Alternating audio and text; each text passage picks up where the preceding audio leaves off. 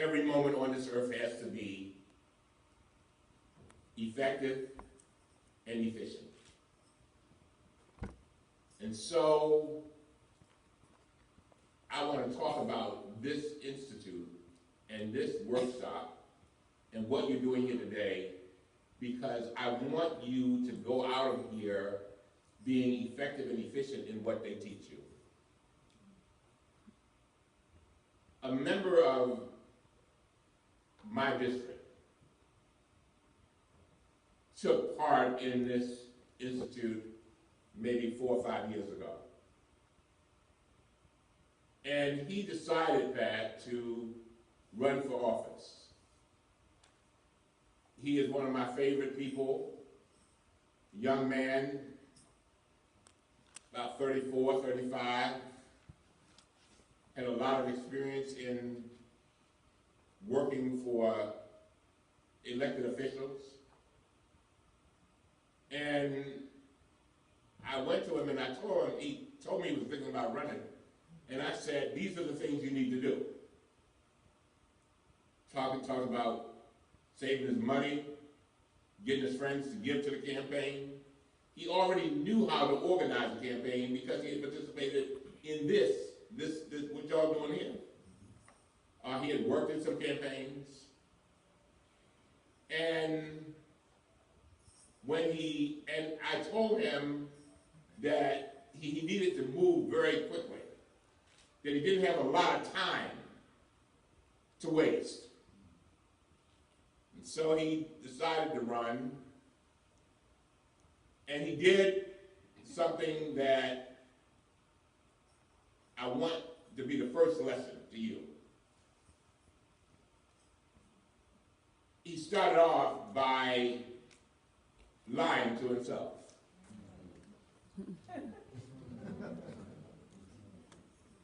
Come on now. Some of us can't stand the truth. And when I said lying to himself, ladies and gentlemen, and I want you to put this in the DNA of every cell of your brain. You can come through here, and Makoti and all them can teach you what to do. But execution is a whole other thing.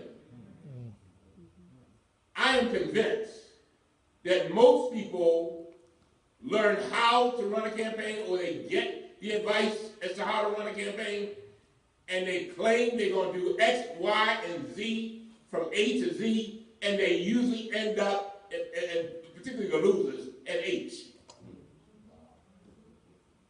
In other words, they know what to do, but they don't do it. But y'all know what I'm talking about. Come on, don't act like you don't know what I'm talking about. Let me just take you back a few years. In college, the professor gives you a paper. Said, you gonna do this paper? You sitting there, you all excited, yeah, I'm gonna do this paper. 3 months, you got to do the paper.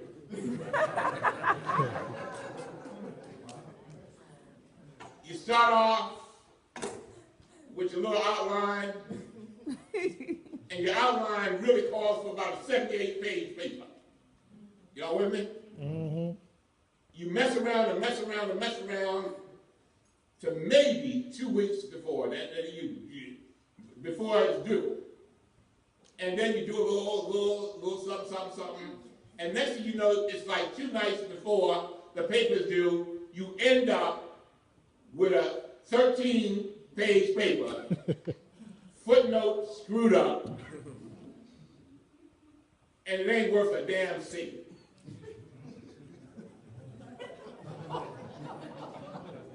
Now don't act like you don't know what I'm talking about. You knew what to do. Oh, yeah. You knew what to do. You had a great plan.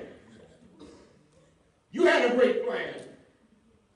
If your grade was based on your plan, you would have had an A+. But you end up with a C. And of course you majored in it.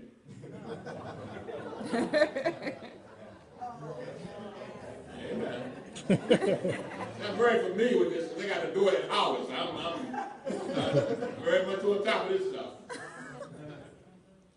Why am I saying this? Ladies and gentlemen, what happens to too many people is that they know what to do, but they don't do it. And why don't they do it?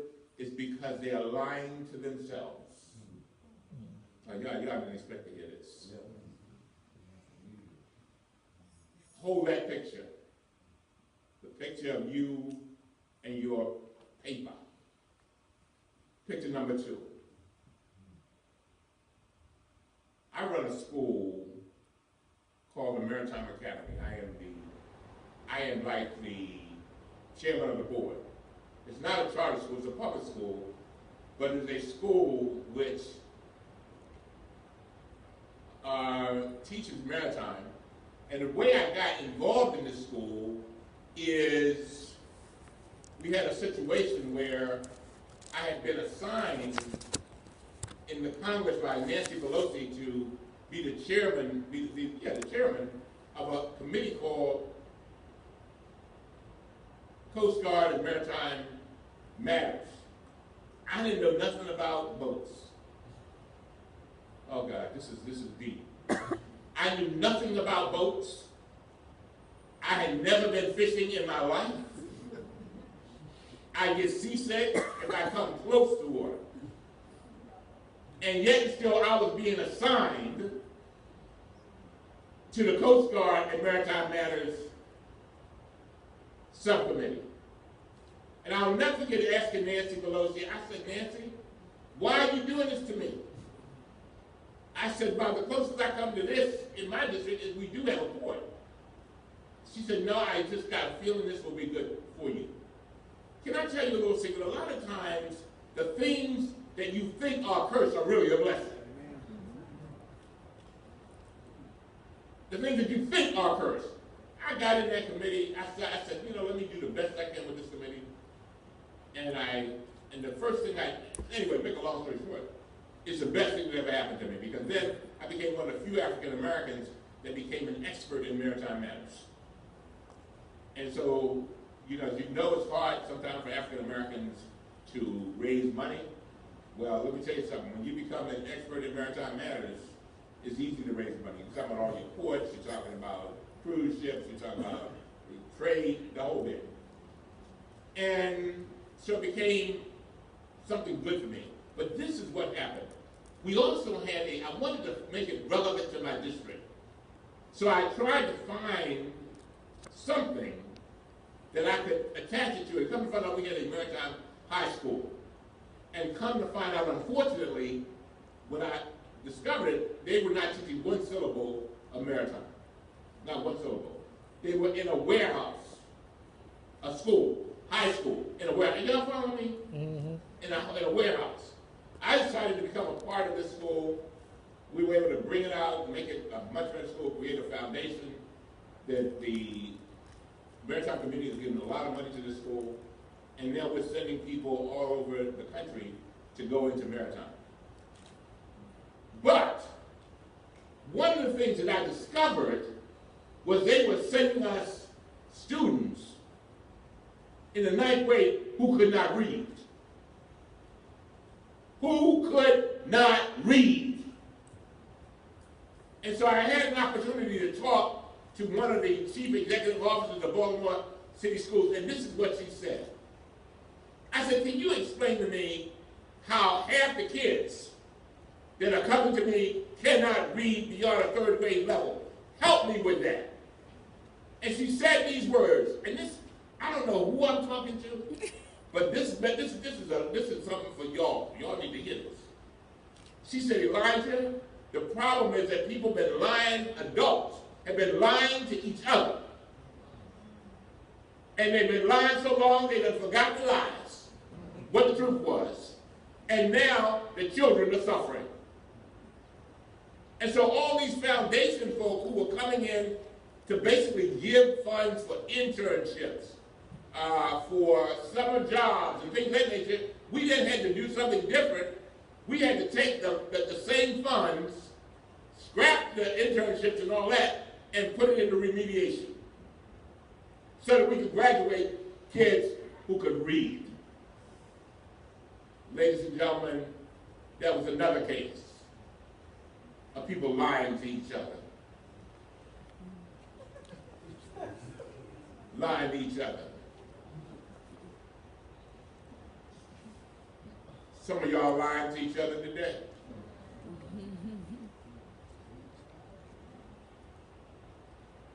You know you should have left that guy.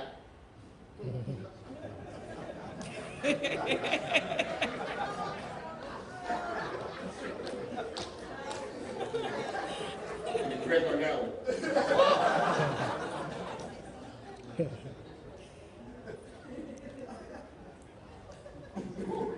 I can talk about it.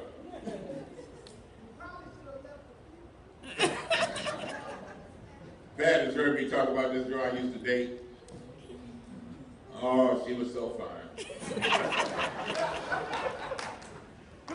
Brother make you cry.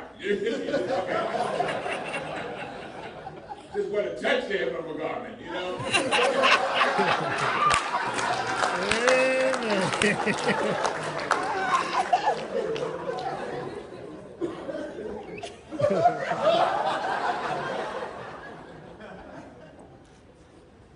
She, in the morning, she could make one phone call with me and mess up my whole day. One phone call. Anybody know anybody like that? One phone call. Yeah. Couldn't concentrate.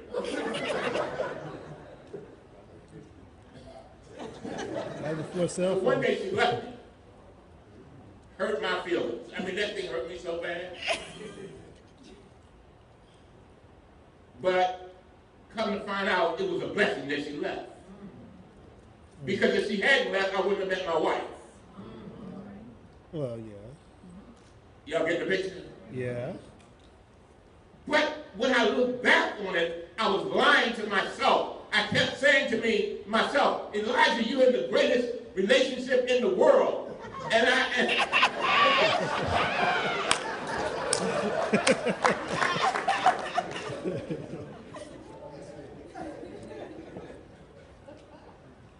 but if I had been honest with myself, I would have said you're getting 1 hour of pleasure for 23 hours of pain. Some of you have been there. And after you get out of it, you look back on it. And you realize that you were lying to yourself. Why am I talking about this? You are in the beginning stages of learning about campaigns. I am telling you these things so that you can be effective and efficient. I'm tired of people being half-assed. Amen. And you should be too. I am. My wife was riding down the road about a month ago, or 2 months ago. And she called and said, baby, I don't know what's going on, but I feel like I'm in the middle of a milkshake. I said, what do you mean? She said, the car is shaking. She said, I just came from the car place and they were over changing the tires. I said, stop. I said, I'm coming. And so I came. And you know what? The person who was supposed to do the lug wrench, do the lugs, didn't tighten them. And AAA guy came, and he said if she had driven 5 more miles, at best 10, that wheel would have come off and she probably would have been dead. Ladies and gentlemen, where am I going with this?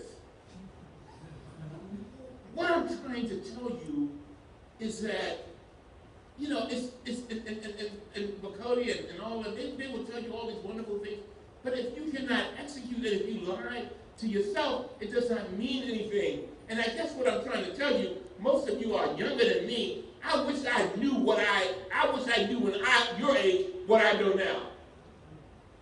Because I realized when I look back on my life, I could have gotten even further than what I got if I had not lied to myself. I said it. And what do the lies do? They distract you from getting to where you gotta go. Over and over again. And sometimes we lie because we just cannot fathom that we can handle whatever the truth is. I have a nephew. I got to talk to him this weekend. He dating this girl. She don't want to marry him, but he want to marry her. And he has been going for 4 years. And he a bad brother. But he got somebody who wanted to touch him with a garbage. And he is convinced that she loves him. She don't love him. I got to tell her, brother. All these women out here, brother, you got a BS degree, you got a JOB. You're good looking, you know how to treat people, you're a Christian. If she wasn't to marry you, she would marry your butt. But he's lying to himself. I'm almost finished. Oh, no. And so, the reason why I tell you those stories is that I realize, and I've been spending a lot of time in the last few months talking about happiness. How do you be happy? How do you really be happy? You know, I love me some Beyonce. Me too. Don't go there. I ain't going there now. Just say. I ain't talking about swerving it. No, I ain't going there. That's a bad album, man. Yeah.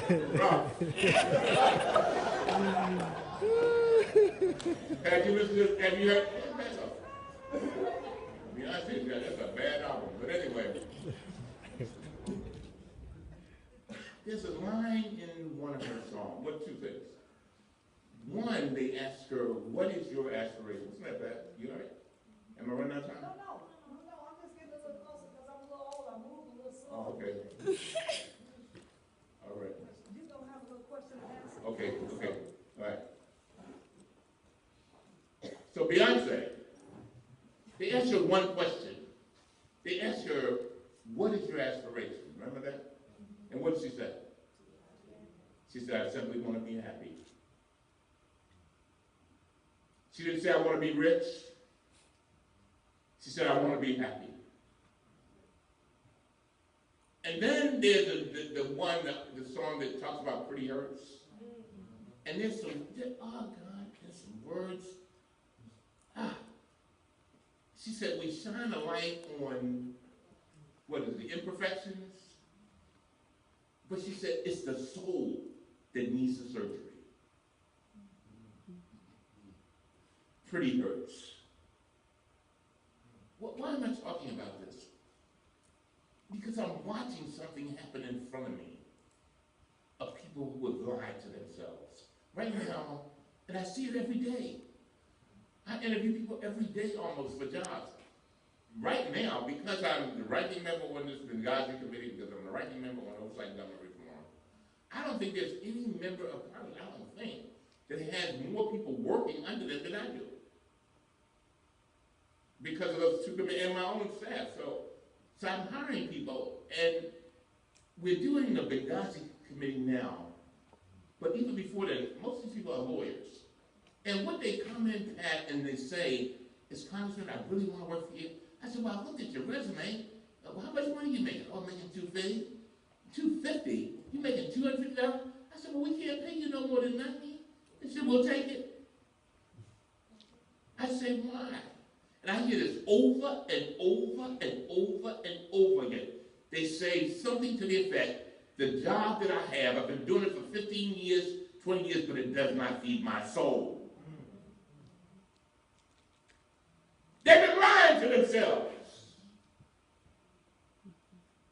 from sunup to sundown, going into a job that they do not like.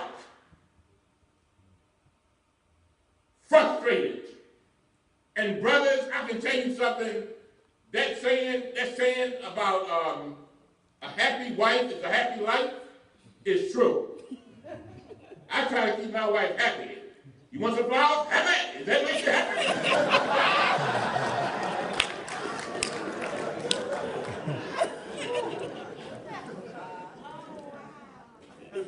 I want to keep girlfriend happy because I've noticed if she's happy, I'm happy. I'm happy. If she ain't happy, that is not a happy home. Why do I mention that? Because if you do not feel as if you are feeding your soul and doing what God meant for you to do, you're probably going to be unhappy. And happiness does not necessarily have to do with money. It's about what it is that keeps you going. It's that thing that'll make you get up at 3 o'clock in the morning and email somebody about some subject. It's the one that'll make you, or drive when your mate said, "Come on, honey, it's time to go to bed," and you say, "No, I gotta study." It's the kind of thing that you want to do even if you were not paid. It's like the brother the other day I had a flat tire, and so I had to get the special tire from a rim place. First of all, I am not a car person at all. I mean, I don't know nothing about cars. I just drive them.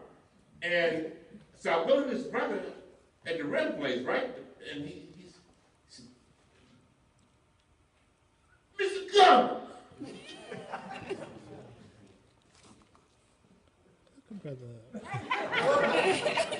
"Man, this is a bad rim, Jack." I said, "Yeah." He said, "Yeah." "Man, where your lock? Man, you ain't got no lock on the rim." I said, "Well, what?" He said, "Man, let me tell you something, Mr. Cummings. Them rims worth $1,200 a piece." I didn't even know it. It's a rental car.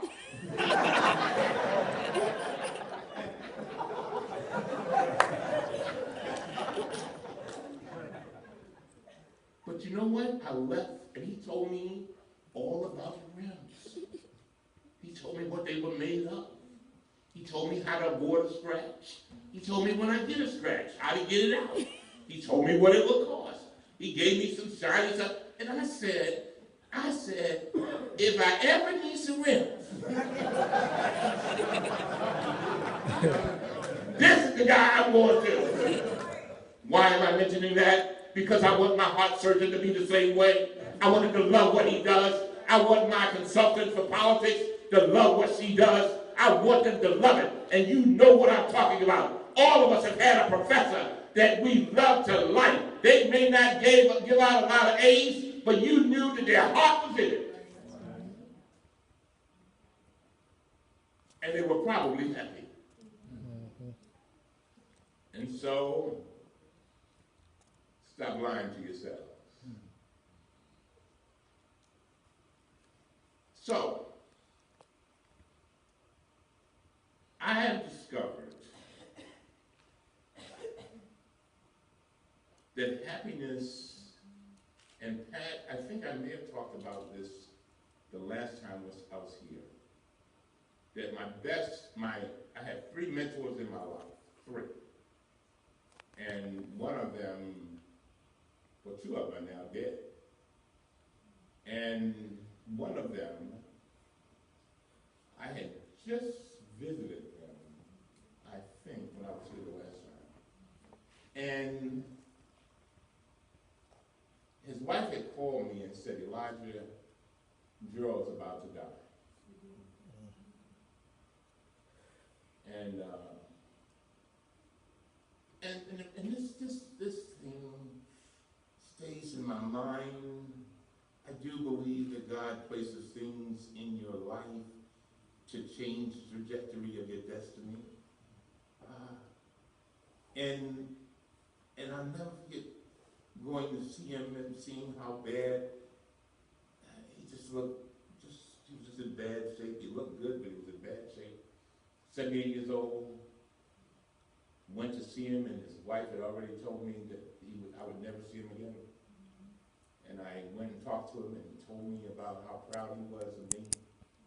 And he's just a good guy. But at the end of our conversation, he said something that I will never forget. First of all, I had been there for 3 hours with him, knowing that this would be my last time. This is the man that gave me my first job as a lawyer. And so we had been good friends over the years, and he always helped me in almost everything I needed him to help me with. He referred cases to me. He helped me when I got ready to go to Congress, and so and so on. But he said something to me that I'll never forget. He told me he was proud of me. And then I got ready to leave, and he calls my name out. He said, "Lonnie, come back here." So I came back after 3 hours. "You ain't been here 15 minutes, man. Come on back in here." So I came back in, and he said, "I want to tell you something, and I don't want you to ever forget this."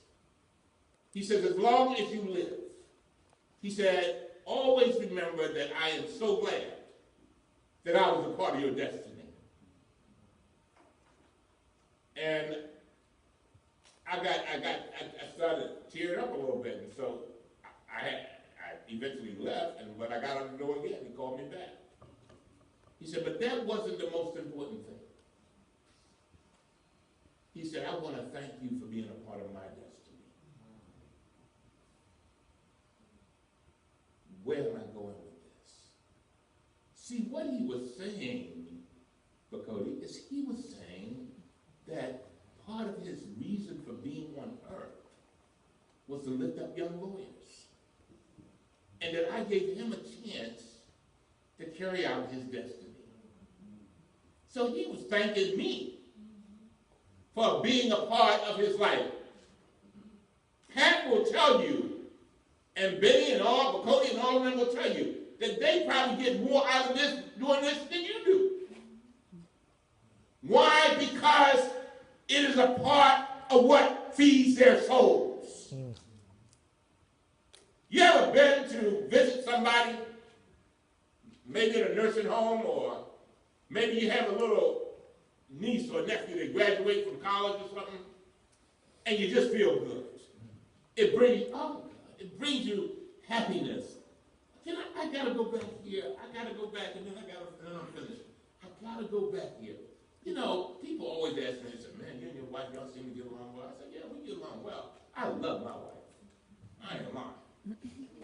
I love her.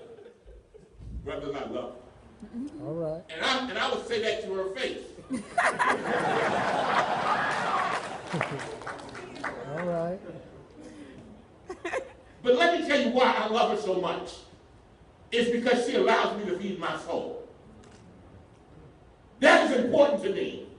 You can love me to life, but if I cannot talk to you about my aspirations, if I can't talk to you about who I want to be, and if you're not honest enough with me to be happy for what I do and what I accomplish, I don't need you in my life.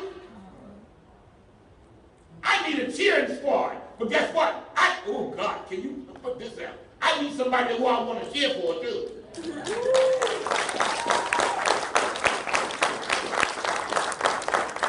That's why, when I talk to people about marriage, I say to them, this girl said, "I really want to marry this guy, but he really don't want me to go to law school." I said, "Well, you need to go and lose him." She said, "It's been my dream ever since I was a little girl to go to law school." She said, "I can't even," this is what she said, Pat. She said, "I cannot even tell him that I want to go to law school." I said, "Well, that's not somebody that you need." I said, "Listen to Chris Rock. Put the brother in the friendship zone. That's all." Don't laugh, ladies. Because you work the brother the other way, too. Yeah. Lying to each other.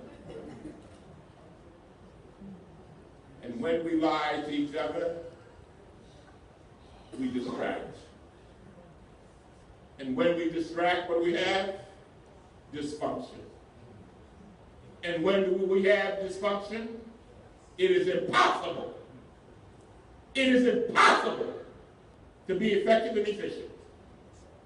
And so, that's all.